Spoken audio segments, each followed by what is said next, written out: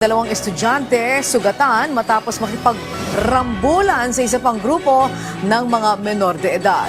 Isa sa mga suspect o mga biktima nasaksak pa, si JM Pineda sa sentro ng balita.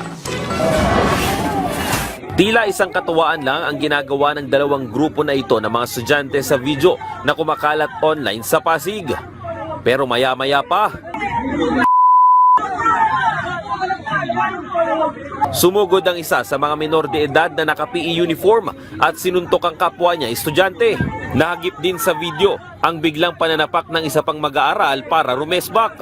Pero kaagad na humarang ang nakaputing estudyante.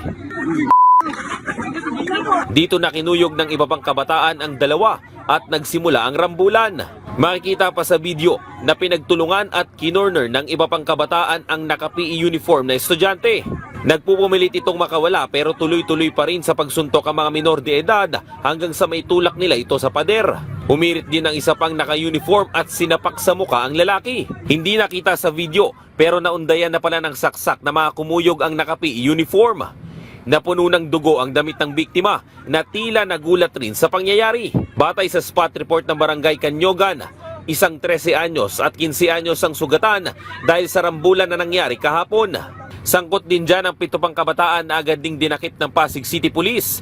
Isinailalim muna sa medical procedure ang mga estudyante bago dalhin sa bahay kanlungan.